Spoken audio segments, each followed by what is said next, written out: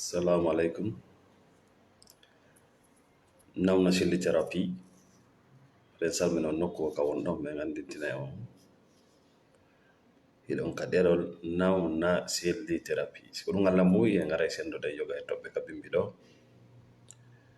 Fi goto kala meɗen yo waw ɓeydade ka wondigalji muɗum. Hande le 16 10e mois 2023. Bonjour à toutes et à tous partout où vous êtes.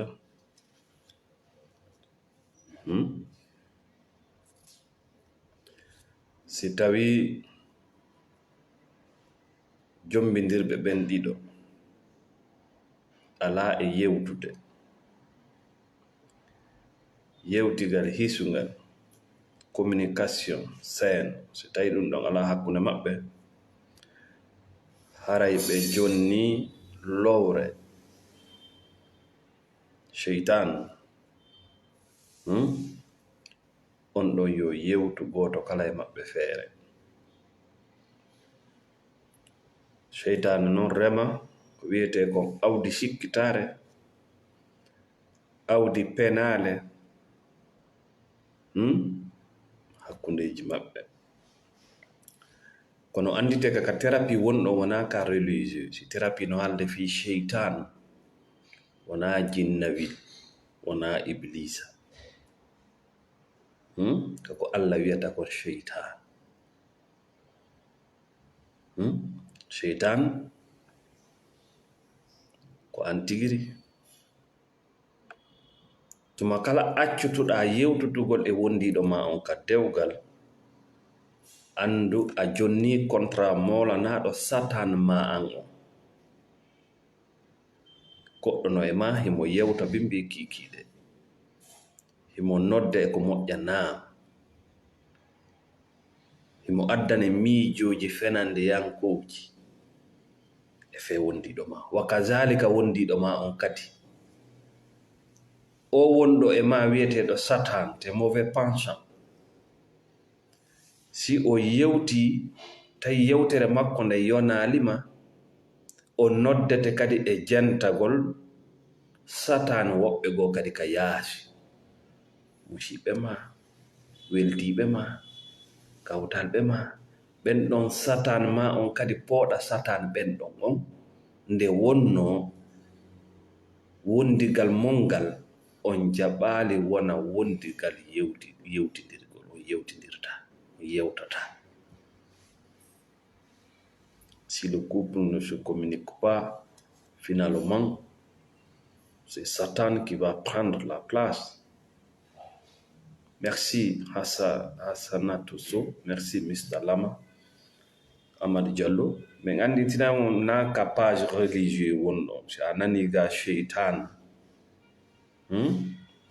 ta accu hoorema yaha nokkugo. C'est ça le religieux. Le religieux, c'est l'irresponsabilité. La spiritualité, c'est la responsabilité. Voilà. Partagez le live, mettez le cœur. Merci Amadou Diallo, Mr. Lama, merci. Si tawi tun a jaɓi jombindir e goɗɗo, a jaɓi jombindirgol e goɗɗo, jaɓu kadi yewtutugol e makko. Jaɓu sendodagol e makko. Jaɓu haɓidugol e makko. Jaɓu moƴƴintingol ɗin hawreji. C'est ça la maturité. L'immaturité ko nde tawata a jaɓi jombindirgol e goɗɗo, kono yewtutugol e makko a jaɓaade, sendadagol e makko a jaɓaade,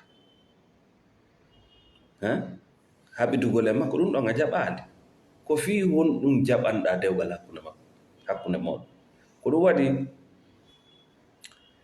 e piiji ɗin ɗi fof pette majji ɓay tun en jaɓaali yamiroje Allah ɗen. Sengo ka a jaɓali yamiroje Allah ɗen a tampoy ha ñande jaɓuɗa. Pellet sa fokkitani ɗo joni janngugol fi waɗugol docteur yagal a yahay janga ko Allah wima ɗo. Ɗum watti yamirde tagore makko ɗen ko jang. Sa fokkitiɗo dogingol oto tawi ko ɗum woni golle ma, a yahay ekkitoɗa. sa fokkitiɗo ingénieur yagal woni ko fi darno cuuɗi woni ko fi laawi kala ingénieur yagal a yahay ekkitoɗa ta falama ñowde coñci tawi ko ɗum falɗa wadde gurdamma a jaɓay yawgol ekkitoɗa ɓayda andi si a bonnoyi ɓe yafatako ɓe yoɓatama kono dewgal mangal ɗum ɗon a hajaka a hewti jombugol a hewti jombede a naatay a ɗaafi a ekkitoɗa a fokkiti aventure ɗum a tefa a humpaka a hajaka aventure fokkitama an kadi a fokkiti a jangata fi mum a tefata fi mum a falama natde e julayagal daɓɓere kaalisi haajuma ala ɓeyɗa no waɗirde ni an kadi ɗa ukkade a ƴawoyta a halkoto si fama fima bonay taw fimu ɗo wayi mo ƴetti otowal mo yehi soodi otowal naati nder ton ekkitaki ngal ɗon on ko bonay ngal ko si a luttali e nder mum. Merci Kramako Bari, merci David Palmer ɗen fatigam donc aray tuma kala yiwɗa hiɗa wondi e goɗɗo e dewgal kono ko wiyete kon communication yewtidede e ni noon yewtidede na oya yewtidede naafigal kaako ko woni ga kon tawa ko ɗum woni ka ɗengal ce qu'on appelle la communication saine. Yimɓe ɓen sikkay hawre moƴƴa hakkunde jombidirɓe ko penaɓe kala dewgal ngal yiyata hawre ala nder ton andi ko naafigal kaako wonduɓe ko ɓe haɓa ko ɗum waɗi si ɗum wondi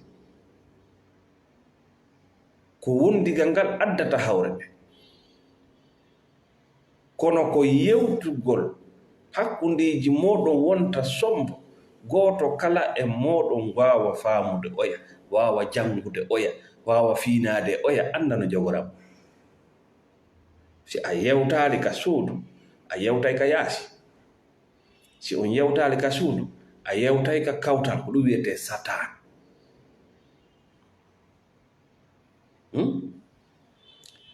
Merci mon frère depuis Madagascar, Ahmed Loudaba. Donc haray tuma kala an e wondiɗo ma on ka degal accuɗon yewtude haray on jonni yewtere nde wiyeteɗo satan cheytan kanko so on jonnimo yewtere nde o remay ka wonki goto kala e moɗon ko wiyete sikkitare penale nde mo yewta o jaɓata yewtude on ɗiɗo hiɗon ɗon o nodda e sonnajo on ɗa o yewtida e makko o nodda gorko on ɗa o yewtida e makko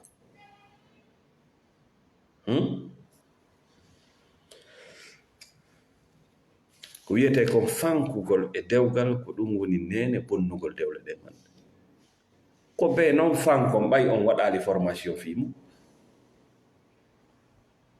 si a fini e jamanu taw ɗum anda dewgal ko formante ɗum an si a hewti ka dewgal ma ɗaɓɓu ko forme ɗaɓɓu thérapie ɗum ɗon no wawma yaltinde e wirtere e wullitagol nano e ñaawoje ñande o ñande ayɓe ma yo ñaami e gonɗi. Merci ma chère Halimatou, toujours avec nous. Donc aray ko tuma kala Allah wi hunde ko Allah atti yamirde ko o wiɗo ya juulu o wi taw ya jam o wiɗo ya hooru mo wonda rewde ko atti wiɗo ka jam ko non diwanta nden toɓɓere yahana piiji ɗi a fokkiti aventure jango fi ndin leydi ndi wonɗa yahande janga ko wonɗa yahande ko si a yehi sariyaji maɓɓe ɗin a ɗuɗataɗi lundade ɓe jattatama ɓikkonko ɓe jiiɓitatama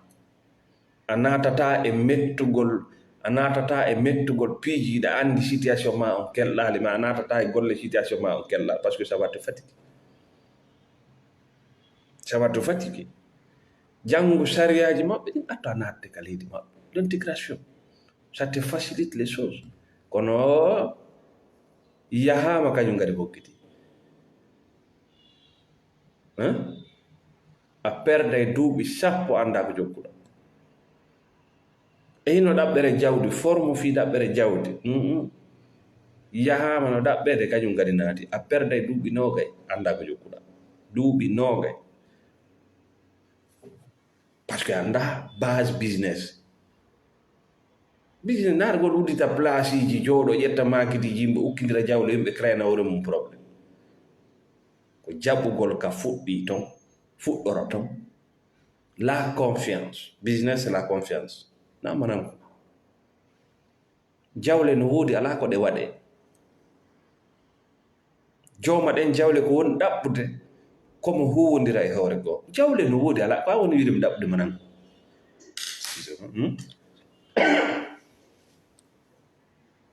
ɗaɓɓa manan ko waɗa han ɓe jogiiɓe ɗe jawle ɗe yiyata ɗa sukire ko jawle maɓɓe. Yimɓe no woodi ko ɓe galaaɗi ɓe mari mbuuɗi ala ko ɓe waɗaɗi ɓe ƴetta mbuuɗɗen ɓe jonna banque ji ala ko anda ɓe annda ko ɓe waɗa mbuuɗi kamɓe mbuuɗi ko marete ɗum haa fuuna ɗon noon ɓay ɓe annda ko ɓe waɗaɗi banque o inna addeɗi ɗo. Jannguɓe fii kaalisi annduɓe ko honɗum mbuuɗi waɗete ko ɗin ɓe yahanta. Min na de yahan mi yewtay woni koni waɗde ko ɗin ɓe woni yahande ɓe addadi ɓe ɗaɓɓa ko marɓe ɗin galaaɗi faala ɓe joɗɗina ɓe habboɓe kadi a ƴetti mbuuɗi ma ɗin a naɓi ka banque ɓe yani mbuuɗi ma ɗin ɓe ari ɓe soodi ko faalla ɓe habbi kam ara ɗon kadi sooda dès que y a la confiance y a l'argent. Janngu fi jawdi, janngu fi dewgal, janngu fi aventure, janngu fi association, janngu fi enda, janngu fi politique wiiɗa la an a feƴƴi janngugol ko golle argo tun golla joni hino dewgal maga y a plus de communication. An e sonnajo ma on ala yewde an e moodi ma on ala yewtere kori yewtere no e nder yewtere. Kala ka yiɗa ngayngu e koto e bonere jikku e lettindirgol e eesagol ko maande ko seytane woni yewtude ton wona kam. E wi noon ka thérapie seytane no serti ka thérapie e ka religieux fillitoto ɗum ɗo par ce que haala ɗo ton fi seytane ɓe andita fi moƴƴo ko ɓe yata ko. Je ne parle pas de ça. Hiɗa mari seytane e ma himo e ma on mo jama on tafi télécharge naade e ma ko seytane o wiyete hiɗa ton kanko yimmo ton. Si tawi an a yewtali mo wonɗa on yewtali mo wonɗa on haaju mum ala e fenade haaju mum ala e bako fampo haaju mum ala e nandintinagol mo wonɗa original mo wonɗa ko gon kam mo tuttata ko woni ga kon ko ɗum mo tuttata. Si tawi on ɗon acci yewtugol ko satane on yewtata on satane ɗon noon nde wonno on acci yewtugol fes hara on jonnimo contrat ka nder dewgal mum. Kanko noon so heɓi contrat ka nder dewgal mum o gollay o pooɗa suddijo on feere o yewta mo feere o pooɗa gorul ngun grand ngun feere o yewta ɗum feere. Si o gayni ɗon o addoya noon awdi wi'etendi sikkitare o rema ka ɓernde oɗa o odda awdi sikkitare e penale o rema ka ɓernde oɗa. Miɗam ɓen ñawoɓe hakkunde ɓen ɗiɗo no kirɗam wiiɗo kadi no wawi ñawude hakkunde ɓen ɗon ɗiɗo ha moƴƴa on kadi no kirɗi on ngala golle. Yimɓe acci yewtugol kamɓe ɗiɗo ɓe acci yewtugol an giɗa arde o yiɗa ñawde ko wondigal bongal noon ko ɗum Allah harmini. Allah no harmini wondigal bongal mori jama no ɗuuɗi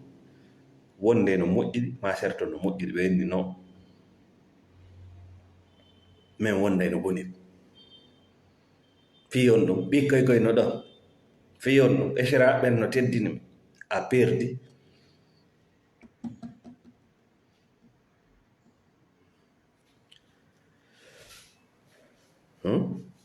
ko woni bonnude, merci Ceerno Yusuf toujours avec nous, ko woni bonnude dewle ɗen ko silent treatment, lettirgol wondiɗo ma on angal yewtudugol e makko, ko ɗon bonde ha. Dewgal no waywa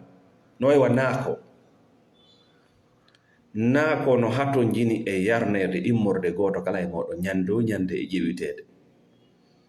na esiraɓe maɓe gollata ɗum, wona association ji ɗi gollata ɗum, wona Nations Unies gollata ɗum, ko an gorko e suddiɗo gollata, no tawa e yarnugol naako mon dewgal ngal yewtite ko sa wawata ɗum ɗon noddude nawnasilli thérapie, ekkitoɗa la communication saine dans le couple. Sa wawa a lutti kus, kala ka yiiɗa Sénégal meɗen ñaawude, kala ka men yehi ñaawore ko min hettata gonga o ngatilan o peɗikelan a formanoki atto arde to. Sa yi chauffeur jo anduɗo fi auto no jogui autowal a taway no ɗaati no yawde sans probléme, so jooɗi ke nder to a taway ko libre mo ɓittaki. Sa yimo wawata auto no jogui auto o sikkay ko doole, sa yimo tawi mo lakka himo huli himo maapi o tappoyay joni ko kayiɗa o police no addi kaydiji. Mais c'est ça ko ɓurɗon yawitade ko gurdam monɗan ko ɗon woni dewgal. Yimɓe boy no halki hande ko ɓay ala faltodirte wondiɗo maɓɓe o. Anani golle no weli ɗum ɗo no weli kaka nder suudu ɓutti, donc koko ɓuttinta nder suudu ɗum ɗon no hawga to. Ko a grand docteur, ko a grand ingénieur, ko a grand officier, sonnajo ma si an a yiɗimo tawi a anda ko honno giggol yarata, mi wondiri Allah a wona e aademum lo'o, aadem mawnuɗo ka jamanu, wona aadem fuufa fuum ka suudu, à cause de l'amour. Debbo ko an woni mi anda honno hittuɗa wo ko hittuɗa, sa wawali formade fi koko wiyete geggol ma wondiga, sa yiɗi goɗɗo mo wawma jasinde wa sonsolimu ɓe ñami o ñamminama fof, o ñammini honno an a yawiti ga ko gollata ko, mo nangi ga o nangima. Modi Dula Job, merci. Donc thérapie on wi si tawi ko yo wonde ko ɓe yewte, daru leydi ka yewtetake, seytane ara yewta mo kala feere. Seytane ara inna heyi gori ko an jeyi ɗo, ko angoye mi wonde mum, minen ko angoye men andi, golɗon dammol immo daroɗa inna kañum jeyi. Seytane powɗa oɗa kadi naɓamoɗa, heyi kan ta accugoy ɗum ko yawre ta jaɓete ngenɗon nagge kadi ƴuufa waɗaɗa. Ndin ɗo leydi boni, ndi boni galle kadi ko noon wayi. Si on acci yewtugol onon ɗiɗo, haray on jonni contrat Satan. Wano leydi si accama yewtede, haray on jonni contrat Satan. Politicien ko Satan. Il s'en fiche de ta vie, hein, de ton bien-être. Ah, ok, mi faami. So faali taw. Ka acca yewtede ɗon c'est fini. Seytan o ƴetta place. Min noon seytane fi Allah taw naɓan ka religie. Sakko goɗɗo no dalanɗa amma accayi. Fi Allah tan naɓat ɗo wew. Siɗa faala ko ɗeɗɗe ta ardu ka nawnatilli few. Ici c'est l'éveil. Siɗa faala waaju ta arɗo. Ici c'est des informations. Siɗa faala thérapie ara. Wota sattu non e ma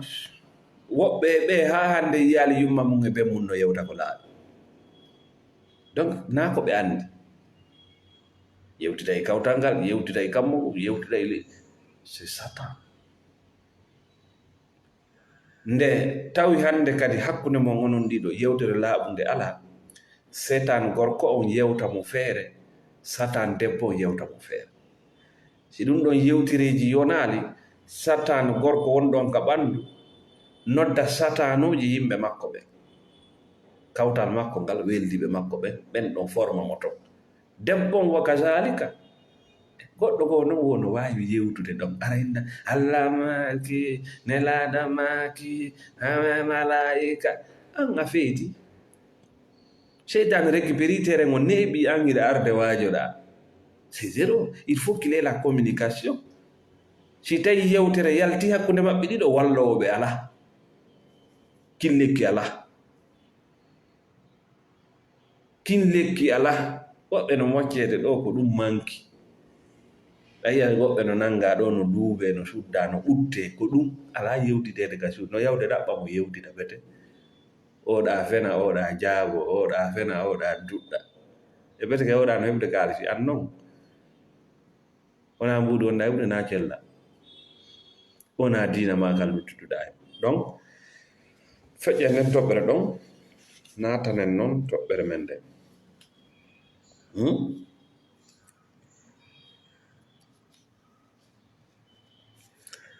E nder wondigal, si tawi ko gonɗi ɗin ɓuri ɗuɗude di jalugol ngol,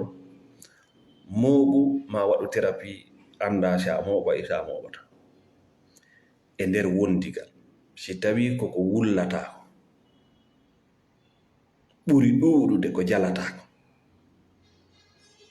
life is balance. Waɗna mo yiyata ko wasata ko ya wonu hakkunde, wi'a kawata gonɗi aro.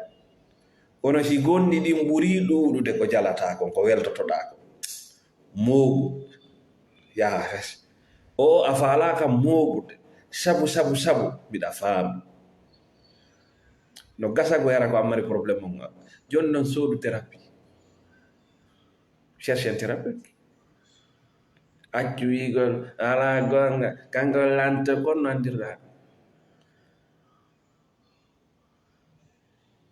A waɗno formation fi dewgal si natuɗa toon iɗa wiya wala gonga. Tu n'as suivi aucune formation du mariage, rien. Way a hewti ka joom mbeɗa naati, a hewti joom bugal a jom, a waɗi formation.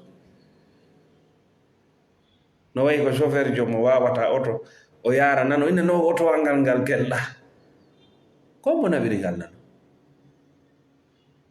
O yara ñamano oto wangal ngala faltonirde, ko tourniri to. Ko kangal woni naɓude hoore maggal, kaka wonde cekka kangal woni naɓude hoore maggal cippo.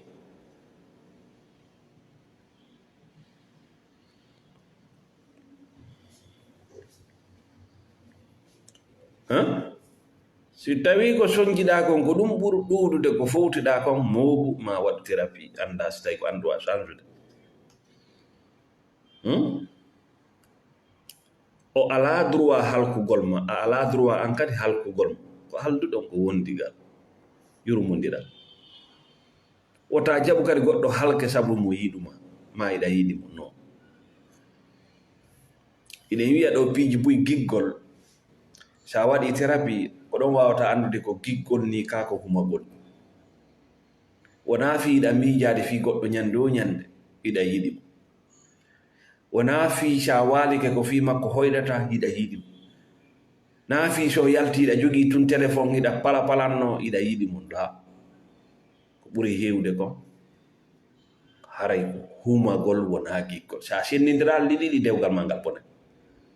Sa sendidirali yiɗugol e humagol dewgal ma ngal halkike. Ko piiji ɗiɗi nanduɗi kono ɗiɗi sirti. Piiji ɗiɗi iɗi nandi ha kono hiɗi sirti. Ka fuɗɗode wondigal mon, giggol no nandi e humagol. Ka fuɗɗode wondigal mon, sa yi mouvement o enna akara no yiɗimi. Wata wonde ɓawa. So mi yaltimo noddat tum, o wata wonde watta hila. Merci Kanté Marcelo depuis Luxembourg. O wata wonde ɓawa mo yiɗi wiye yiɗlama feeti. kono si dewgal ngal naati no piiji ɗi woni juutirde noon ko non ɓangirta ko wiyete ko humagol ko ɗon yiyoyta tigiri visage humagol ngol tari ko bani adama mo ɓendaali mo waɗaali formation si naati e dewgal si naati e relation on ummoto par ce que ɗi vie dans son ego wona kanko wondi e ma ko satane makko wondi e ma satane no loyi ay ndar ka ɓurano ko Allah wi ko satane ko lowɗo emo huli perdugol donc il faut le contrôle be contrôle an wiya ko giggol non ko contrôle il est très faible hein noy wa lanɗo lowɗo ko c'est à dire mo faala andude kala kon feƴƴude o faala ka wiya hunde laawo foppi yo ɗofto kala ɓantuɗo ɗengal ko yaada op on ɗon mutinama ayi ko ɗum waɗi lamɓe ɗuuɗa lanɗo ɗuuɗa hey Allah fenande kam Allah fenande ma o may Mamadou Diallo merci Robert Pacon depuis la Hollande merci joni noon en wi ka fuɗɗorde relation humagol no nandi e giggol no nandi ha kono si tawi ko a neɗɗo waɗɗo thérapie ma ko a neɗɗo finuɗo a anday ɗum ɗo ko humagol ni ɗaɓɓita hoore ma iwaɗo par ce que sa jombi on ma acci on jombima ha wattane mum no hulɓini par ce que neɗɗo on o ɓendaali émotionnellement o ɓendaali o hewtaali jombugol ma jombeede o ɓendaali o annda ko woni giggol giggol ɗaɓɓa contrôle giggol contrôle tan non giggol jonnay lowre kamo o yiɗi on suɓo wuura humagol jonnata lowre ay humagol koolo beto koolo to woni heɓata ka foofa heɓata ka suɓoɗa par ce que o sikka sa suɓike a suɓotaka mum kam hiɗa anditira neɗɗo on ka SMS ji kam message ji ma ka noddugo ko boobo simo noddude ma anda e oɗo ko boobo kanko si noddano makko c'est un enfant c'est un bébé waɗa o formaki fi wondiga si o windi a jabaki si o noddi a jat ɗum fuɗɗike ma baade fuɗɗike fiidude walla ras mone on wari fi hon ɗum a jabaki 24 heures sur 24 heures koye anndu kon jokkuɗa ko on to wonɗa ko hange on mbo wondi non ça na giggol ko bobo humi e ma parce que o format on est rien de l'amour 24 heures sur 24 koye anndu on to wonɗa ko hange on mbo wondi kono jokkuɗa on to dariɗa na giggol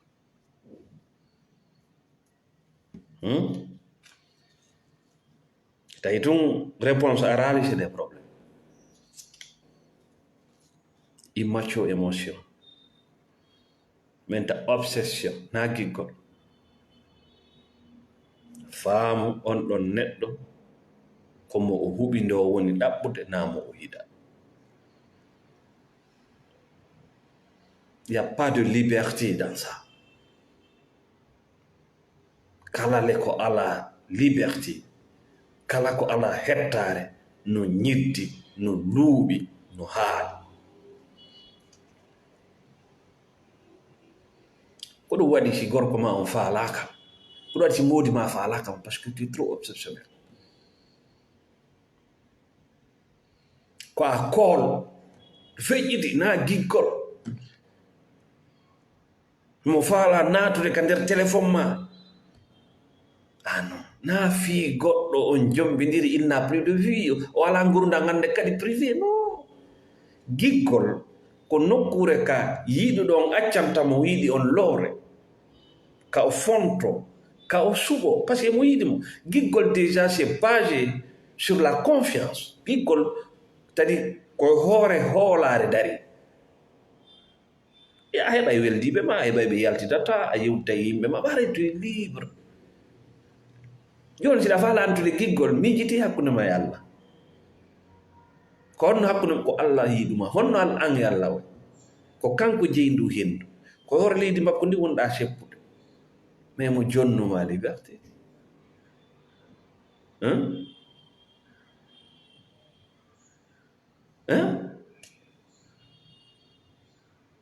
Mo jonnuma liberté.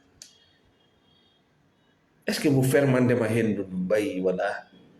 Est ce que mo faala andude leydi ngel wonɗa fofude mo ɗuytandema ma no? Est ce que fi a waɗi ɗum ɗa seppata e hoore ɗum?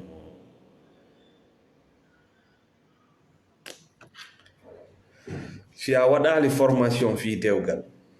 ɓe haalne ɗo hunde wotere, no neɓirta non e dewgal ngal ko noon dewgal ma ngal ñiddirta. Ndaaru moƴƴa jombidirɓe ɓe. Sa yi dewgal no ɓe wondirta non, no ɓe jiidorta non, ko non mo kala mettitirta oya. Formation waɗaka, ma goɗɗo e maɓɓe anda ko woni wondigal, jaɓɓayɗo formation. A yiyay ɗo sonnaɓe, a yiyay ɗo worɓe, c'est-à-dire y a tout à la maison. Piiji ɗi fof no ka suudu sona ɓuttu ɓerde. Jiɓoɗa kadi woɓɓe e maɓɓe ko fi won ɗum yiɓe trompude wondiɗo maɓɓe o ɓenda.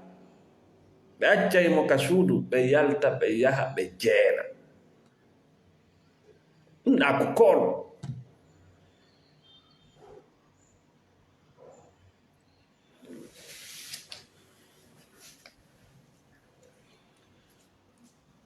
Neɗɗo mo ɓendali e dewgal no faala huɓidade neɗɗo, contrôle mo complètement 24 heures sur 24 heures.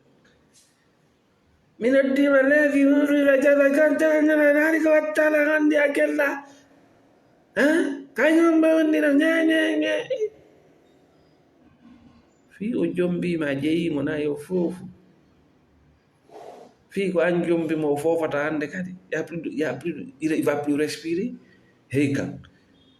mi haalne ɗo hunde wotere, debbo simo faalama jam faade ka nder suudu ma ɗon ka sokuɗamo ɗon ko ɗon go bugoto 5 nder ton naka yaasi de. Gorko wa kazalika,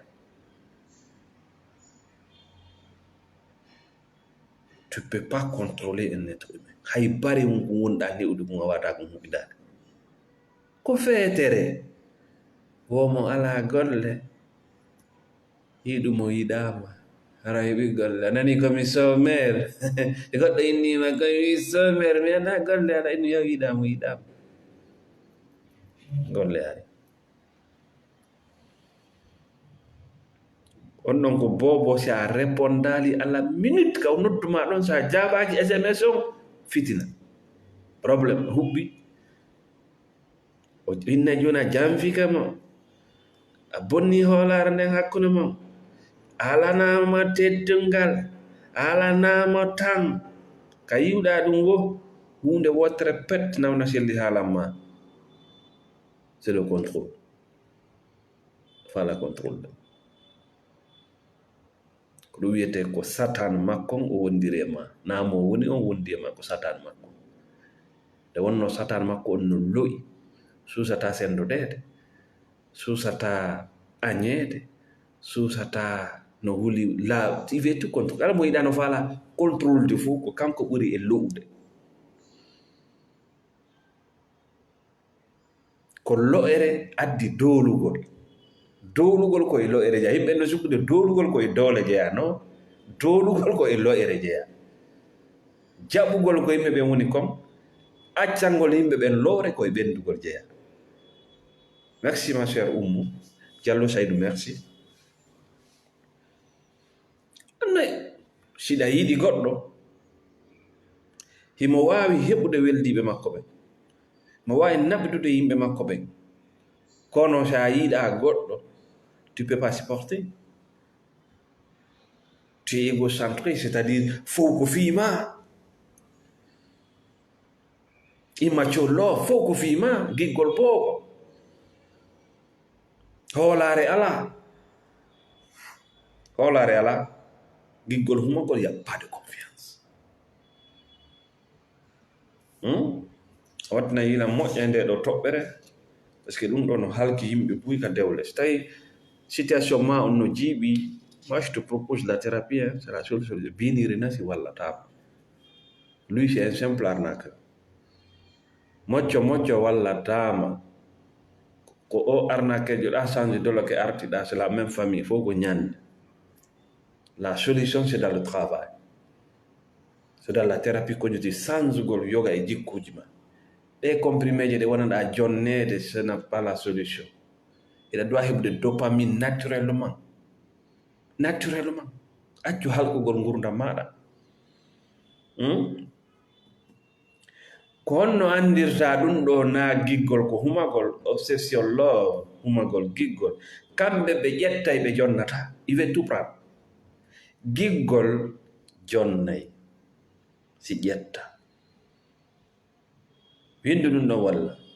giggol jonnay taw si ƴettata jonna de jonnay taw jonna donc so a yii hoorema hiɗa e relation hiɗa e wondigal an ko a jonnowo tun a jonnetake iwɗo gewtika maaya ko ñannejo wonduɗa hen ko humotoɗo wonduɗa hen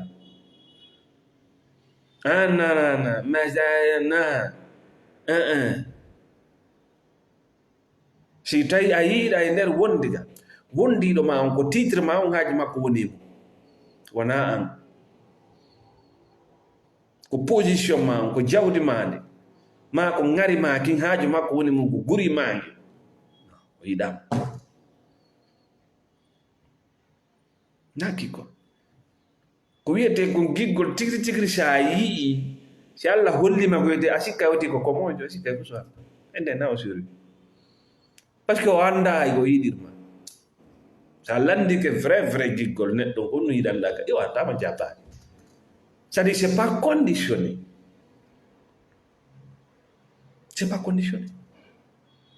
ɗum ɗuuɗa sa formaki fi hunde a watande andude sa formaki fi hunde a watande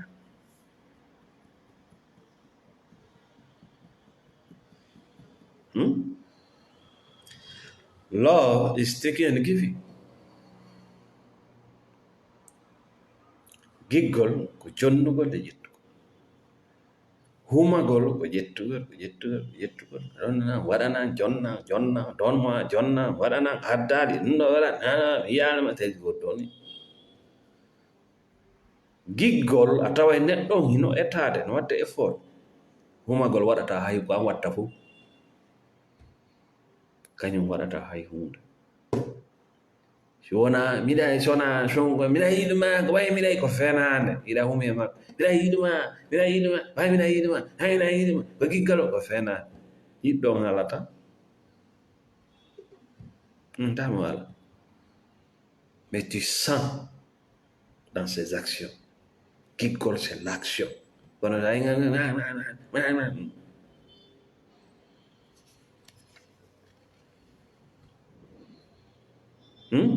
giggol si noddi ko miijo moƴƴo arata ɓaawo nodduɗo ronkude jaabade ma ronkude windutude miijo moƴƴo ara no gasara e mo o kippi no gasara o yaali no gasa o noddi to yayla kono weeɗa si noddi sa ƴettade voilà ko miijoji bonɗi o narde ko ɗum wiyete satan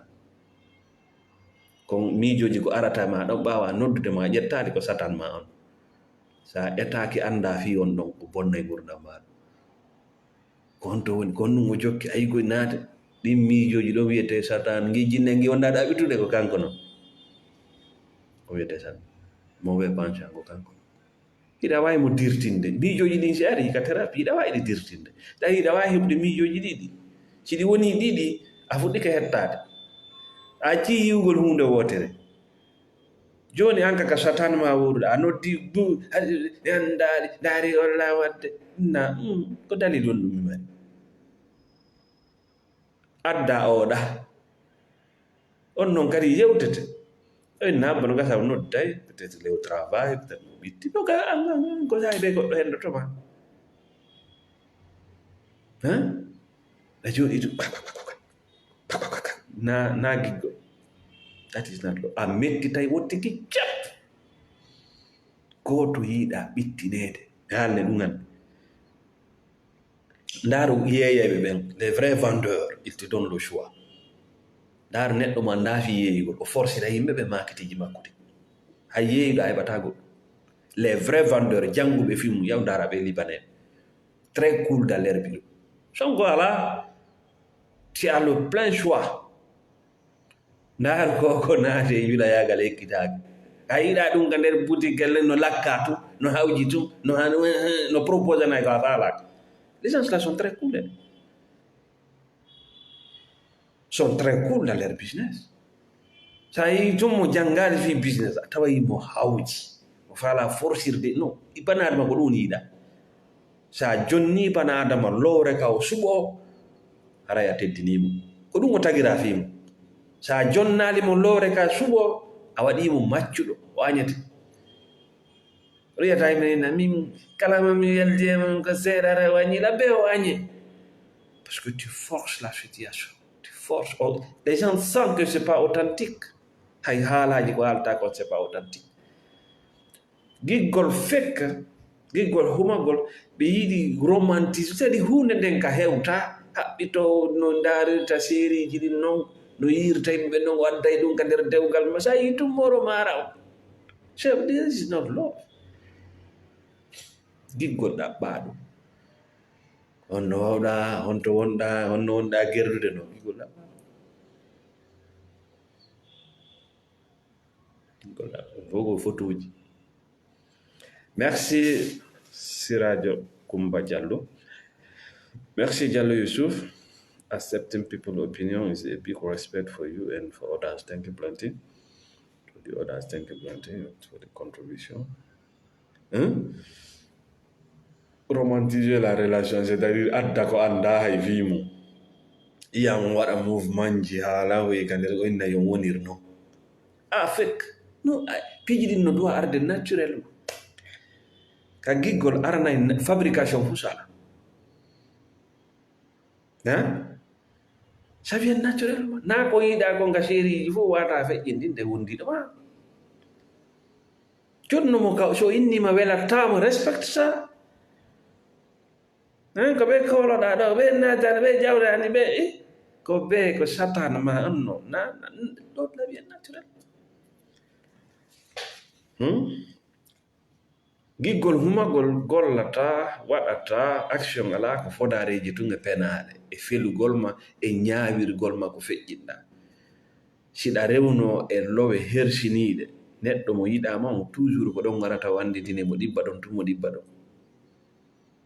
buye mon ɗo hari ko gangster ji buye mon ɗo bugotono ka kawte buye mon ɗo fiima buye mon ɗo waɗa e korto karta donc wondiɗo ma on andi koye gundohoy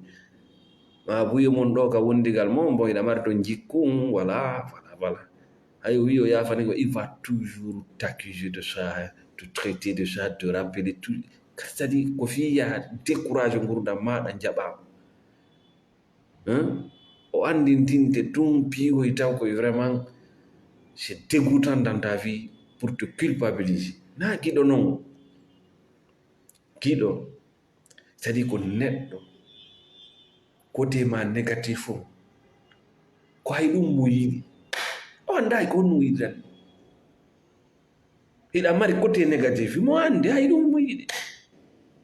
et puis ko ɗon noon o wallitotoma ha dikka il t'accompagne ha dikka a taway na wona c'est-à-dire a taway bone on ko bone on o añi wona an oɗa noon o sellidira bone on e an fof ko mirangol ko an iɗa andi koy ko an ko neɗɗo yiɗuɗo gonga c'est-à-dire hettugol gonga hayiɗamo kanko mari gonga wona yo ɗaɓɓu gonga kan hakkude mo fi yo moƴƴintingo hettu gonga donc ɗum ɗo wiyete angal ɓendugol e wondigal hey kan si Allah hawrindinima e goɗɗo jogo embere sanga ka fottuɗon ɗo gam batti ardeɗa simi wiɗo gom barata hewti ka feeta komo humpa tun tarikaji maɗa il fait tout savoir surtout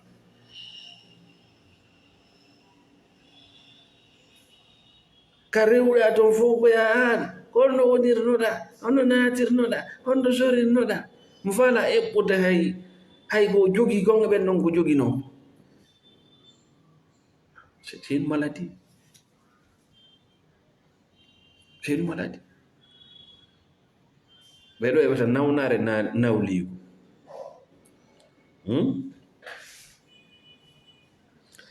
giggol wona miijitagol fi goɗɗo bimbi kikiɗe wona walagol ɗano hoyta fi makko no yewta fi makko kala ka yaari no wona humagol ara anda no wona humagol ara humagol noon ko ñaw si ngu nangima feetinay goɗɗo kaari no yiɗi kaari ha feeti noon giggol feetinta giggol koko moƴƴi feetinta barminta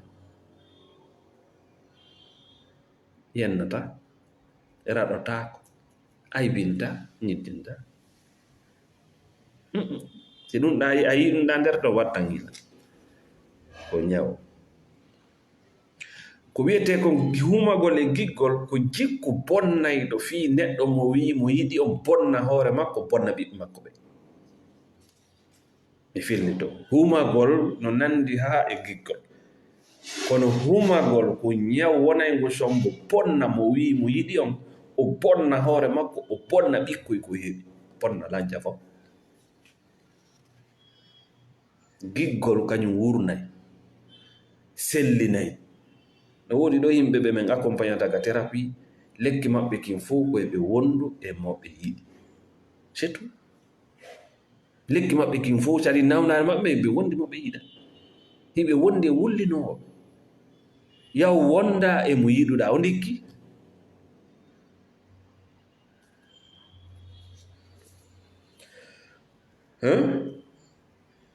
humagol ko kaso ko naadugol mo yiɗa eɗa yiɗi on kaso faɗa faala andude hay honno o fofirta kiloji o fofata e nder ñallo amma giggol love is freedom ko liberté ko jonnugol o tigi liberté obsession ko possession jiw a yaali no woni yayrande téléphone ma on noon espionnage mo installé hay piiji ka nder téléphone ma kala message o anda ça c'est pas de love na giggol accu espionugol whatsapp yimɓe ɓe na giggol ko forcé a wonde e makko aduna on e yaajude ko forcé non ko moodi an ko ɓen waɗi kere ko hey ka ƴetten solution ji ɗin kalannoɗe yewtere me hey ka a jeeya hay hunde a ala perdude hay hunde ko ɗum wiyete aduna a jeeya hay hunde a ala perdude hay hunde o mo wonɗa wiide hande wondiɗo ma ka dewgal c'est juste un compagnon ko wondiɗo ko fowno na ko jewɗa hiɗon wondi amma sertiron mayde ma sertiron cellal si on sertiri mayde o wonday kadi joni e goɗɗo siɗa jewnoma wonda e goɗɗo o ɓuri hewde kon kadi mo wonduno yimɓe atto wondude ɓeɓe wonɗa wiwde ɓiɓɓe wona an jeyi koko wiyete kon e teddingol ma jaɓɓugol o yaltay o yaltay o poɗugol aduna on awa ha ñande aduna on lan sadi o yaltay o yaltay o ko ɗum waɗɗon ɗon juutingol tagu ngun quoi wona an jeyi seede na an jeyi konno way lamateri ka wondano a susata piiji ɓuyno ton ko ɓiɗɗoma me a susta wadde na an jeyi gaci jeya banadama ittamo honto ko wonɗa wiide ko suudu an koto an kamade ɗa dina mon tampini on ko wonɗa wiide suudu c'est à dire an a yoɓino location ji ma ɗi ŋañande ma ayiɗa siɗa e may a yoɓi a yalte yoɓugol location kono na anci ko wonɗa wiide oto a yalte yoɓugol transport fodday ɗo wonde oyi emba ka dina tampinima ka dina haldi fotti goroje an ko goroje am woni makko ha kay womi accitade ko moodi an téléphone makka on ko min gite makka ɗen ko min ɓurɗi makka a jeeya fus a ala perdude kadi fus hikka sa wayndire goɗɗo mi perdi a perda a jegoatno jogiɗa kon ɗum jewum joginoɗa ko perduɗa ndu ɓanndu ndu jogiɗa ɗo ko leydi ndi jeyi ɓanndu ma ndu a jonnita joni leydi ndi ko ndi jeyi ko ɗum wiyete mayde ki wonkinki jogiɗa ɗo ko luɓaki ko ɗum mawɓe men ɓenne ko hombo luɓmaki ki hootay joni ka luɓɗo ma kon ɗum heddorɗa ko honɗum heddorɗa leydi ndin jonnitama ko jeyi ko ɗum ɗo wonta leydi ruu on jonnitama jewɗo o piiji ɗin fof kaga makko rutti kon ɗum luttirɗa donc eto wona love yiɗa sa yiɗi a wata noon yiɗude a yiɗari hoorema ko ɗum ka trompimi ko thérapie on tun andinema ko on no yiɗirta hoorema par ce que sa yiɗi hoorema ko ɗon ƴettata jonna goɗɗo go kono ko honno añirta hoorema seedeyɗa añi hoorema a jaɓa e hoorema ko fekma on wonɗa huwodirde ko fekma sadi ko hay haala hoy koye haalata koye ko haala hoy eɓɓa koy ko hay hawa ma on ko songon ko réglaɗo na kanko no jonci ɗi wonɗa wattaɗi ɗi andi ɗi welatama a pentirike ha joni ɗum ɗon ala famude rien n'est naturel organique chez toi everything is fake inna noon goɗɗo yiɗama ene a yiɗa yiɗi hoorema an yiɗa yiɗi hoorema ko nde accuɗa yiɗugol hoorema innata yo goɗɗo wonu no faaliraɗa tuma yiɗa tuma kala goɗɗo ŋañata tun en nano wona ɗon duwaɗa ŋañade ko ɗa kanko si feɗɗi mo andi ko honto woni feɗɗude inna noon na ɗon duwaɗa ŋañade ko ɗa so ŋañi ke ɗon laaɓi ɗiɗi inna noon ko feccere duwaɗa ŋañade si goɗɗo no ɗanade noon na noon ɗanotoɗa ko gose goɗa ɗanotoɗa si moɗa no ko ni awlor kori a feeti ɗaniɗo no andi ko jokki ɗaniɗo no andi ko jokki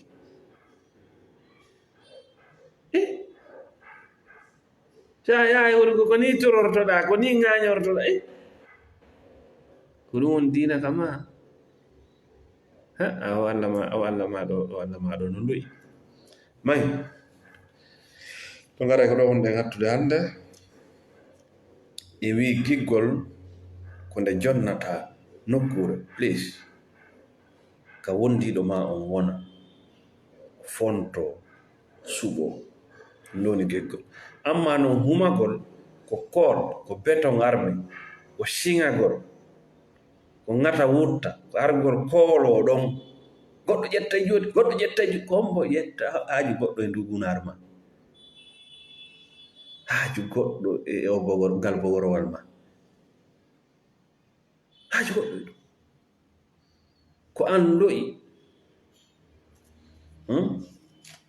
giggol ko jonnugol e ƴettugol humagol ko ƴettugol tum ko ñande si tawi e nder wondigal an ko an tun jonnata ko an tun jonta andu yiɗa utilisé to yaddu e mum si tawi nder wondigal wondiɗo ma on koye suɓanoma ko an e hombo yewtata ko an e hombo woni yewtata ko hombo noddeta oɗo ta noddu no wayi wa fedde yewtude o ta yewtude o janngu ɗum ɗo ta janngu ɗum ɗo jaɓu ɗum ɗo ɗum ɗon na a feeti Hmm?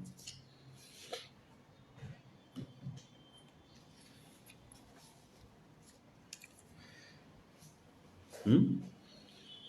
Haray noon a wattana yiila sa hewti si tawiiɗa e nder giggol humagol hino ko heɓa e maako ko anditirta hiɗa e mum si tawi wondiɗo ma on wonaali ka faalaɗa ɗon a sunoto nden sunare ma ɗon pooɗay kala sunandeji ɗi gondunoɗa misallu joni ɗa wondi e gorko ma e sonnaɗi a faalama mo naadude e pootimu maako a naɓimo ton tun o wawali heƴude ton a sunoto nden sunande nde heɓata ɗon nde pooɗay sunandeji ma ɗin ɗi fof pet majji ila pay ko yagal ko ɗum woni wontande ɗo buy nawnaji ɓenna ko jinna ko ñanne ko bile ko cancer ko diabete ko taskol e mode nden sunande wotere tawde o yaltitali ka faallaɗo on suusi arayɗo e maɗon o pooɗay kala suusiji kala andeji kala tampereji la wonnoɗa paygu moɓa ɗum fo nde wotere babba e ma bub ko yaltinama e ɗum ɗon ko thérapie on ko honɗum innay ma ko be faama hoore ma si a faama e hoore ma ko be muncita satan ma igo ma ko be muncamo complètement process par process lowre lancitamo complètement tadi ko maayigol makko findinta oya jonnata oya lowre hiɗa ton wallahi a metta wondude a metta yiɗude hiɗa ton kono ne'iraɗa non no janniraɗa non nokkure ka yimmiɗa ko ɓen woni ko fabrique kullingile ma na Allah tagi ɗum ɗon ça c'est une création artificielle na Allah moƴƴini ɗum an mo wonɗa on tigiri très simple ñande yiwɗa mo wonɗa tay mo deƴƴiya le jour que tu vas découvrir ta propre nature andi ko sa ko ɗon juulata jaɓe ko ɗon horata jaɓe ko ɗon duwotoɗa jaɓe naɗa ɗa ko satan ma si a maayi a yaadi on satan ko ɗum wiyete jahannam on ɗon ko client jo yiite ngenno ko on ɗon Allah woni ma wiwde e to foolamo a wata sertude makko na ko dogata ɓenna yalti naati non ko an c'est à dire ko ya faamu mo imo mari golle mais si golle makko ɗe ngarali ta jonno ta jaɓo domina gurdam maɗa alamo wonda e mum sikkuɓe ɓen no koko raɗete koko piyete koko moccete doga yaltana non ça fait partie de ta vie kono si a faami hunde nde a jonnat nde heɓata doole ha nde wona hande gari gite maɗen noppi maɗen koyne maɗen juuɗe maɗen waway ma noon faaminde ɗum c'est la thérapie sur la thérapie lutti kon fo ko haalaji sukkar no gara ɗo wonde gadde hande meɗen salmina kala ƴettuɓe tammum jenti nawna silli thérapie meɗen salmina sponsor ɓe amen ɓen fof ka hoore leydi ɗo meɗen weltani ɓe sodde thérapie e jungo amen min andintina e thérapie ko noone e ñawdigu ko tawata telen kamen ga on boyi humpitaka mais amma wonɓe ɓen e leyɗele jarane no humpiti kono siko woni tun si tawi an e neɗɗo on kafa diina on kafa ɗengal on kafa aada on kafa aqida hoolareji wattan wiila ƴettugo thérapie e jungo makko fi honɗum on faltonirta parce que thérapie c'est l'authenticité ko be tawa a hula an wonɗo wadde thérapie on a hulama wonɗa wadde thérapie on sabu yewtugol gundoji ma gonoto par ce que thérapie no wayi si an a ƴetti temmere ma nden a naɓi ka lootowo temmeje joni noon sa hollanimo temmere nde hiɗa andi temmere ma nden ko honto nde woni an hiɗa andi ko honto nde woni kono lootowo temmere nden a hoolakimo donc a hollatamo temmere nde temmere nden le ko duwande gosede thérapie na ñaawore wona wirtugol ma ko ya heɓu mo yewtida a andi buyno sikkude wonɓe wadde thérapie ɓe ko solution won ɗaɓɓude non na ɗaɓɓugol solution buyno toon na solution won ɗaɓɓude koko faama ɓe ka faamuɗa odigi o ndikki Dès que la personne se sent comprise, c'est fini. Ndaru yimɓe ɓen sino yewtede fodde no ñaawede no haalede no sonkede faltodirade toñaɗo toñuɗo ma on faama mo tun ayay mo wullama no c'est fini kanko yaafike par ce que oya faami o toñimo donc neɗɗo namnuɗo o ronku heɓude ko faamama so wari ka fami wala ko question réponse ko jahannamayal janna ko muññaki ko ñaawoje jane min yaltinima ɗo min naatno imo nawne no woodi ko waɗi mo wona wiigol ko goonga ala goonga buy kadi ara thérapie sikka ko arugol way ko min mari goonga no ɗum ala thérapie thérapie faut parler hiɗa raɗi émotion ji ma gon toon ɗi duwaka raɗede tikkere gono toon raɗetake si ari ko ya meeɗu tikkere nden accande yaha weltareji goo kadi si ari ko ya meeɗu weltare nden feƴƴa woni ko hoɓɓe mais an iɗa werni ɓeɗo fuu goto yaade ɓe fuɗɗike noon amude ka hoorema iɗa wiide ko jinna ko ñande ko gere mi yiɗaka ko wasu ko saka ko gite bo a gaynaɗe wona ko haɓete koko famete mbeɗa weltani kala won ɓe sodde lekkiji ɓuuri e jungo amen ɓuuri ko tuundi sa yi goɗɗo seedata e pali heyi ko heere ma nden tuundi docteur jon haalantama gonga heyre ma nden tuuni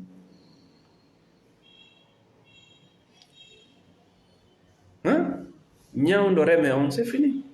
si heyre ma nden tuuna nde frappa e gilɗi pali on feƴata ka yiƴam gilgil pali ngil naata e tun bofode mum ɗe naata e tun ka heyre nden sunna il faut voir nawna selli sunna e kisam naturellement kala gandal ngal jannguɗa sa hulali Allah sike ala ngal faamude si sonsoli windi ngatima ɗo si ngil acciti nawnare nde kaka heere woni yawde ko ton ne'oto ha yaaja ko ɓay heere ma nden sella si heere ma nden no selli aray tun anda ɗum ɗo moƴƴana ƴiƴam maɗa lanni ay ndar mawɓe men ɓe mbawa ɗo non c'est pas possible nawnare nden yaari ɓe waɗi ni c'est fini nde yeyi sa nani goɗɗona diabete jeyi ko hahande ma nde woni haaɗa alamo ala sukkar ka ɓanndu mum ala alamo ala diabete boy ɓe alamon laaɓande ko tuma ɓanndu ma ndon acci sunnugol sukkar on o ay wi sukkar par ce que no ka ƴiƴan ton nda ton duwa wonde koyo sumugo carburant ko hahande ma nde woni ala gollude kon ɗum haɗi hahande ma nden gonɗa ko heyre ma nden woni son jike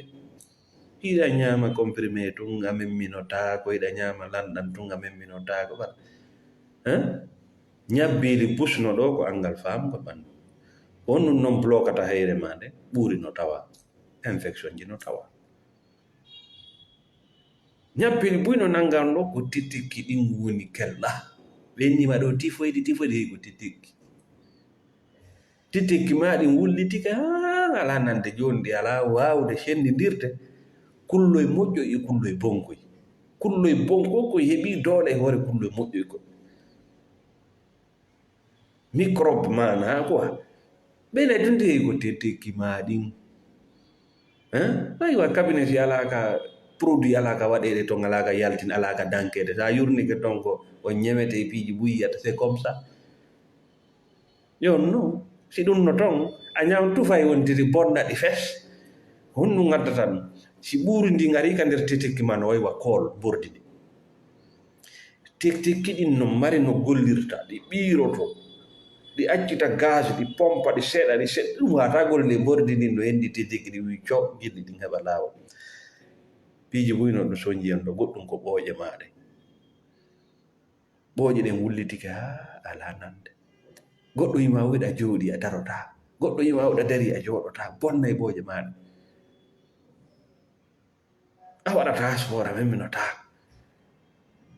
hiɗa yara ndiyam aɗon ɗasati a suɓata no yarirta ɓeynima docteur jom wiila yargol ndiyam sa ɗuɗɗini sa tuma kala hato jinɗa ndiyam ɓanndu ma no haalande tuma kala weelaɗa ɓanndu ma sa respectali ɗum hiɗa lowo tun hiɗa lo a bonna e boje maɗen kadi par ce que ko be balance on wona feƴƴiti tun futti a yana joni e ɗiyaɗis jongare ko ɗon nde kala wonɓe soddi lekki ɓuuri e jungo amen meɗen salmina on docteur ɓe hewti ka wonon esiraɓe kala wonɓe sodde thérapie e jungo amen meɗen salmina meɗen lando sino hayfi ñaawoɓe ŋacca joni heɓde golle par ce que haray hande kadi ko ñaawete ala nawna selli thérapie merci Marouf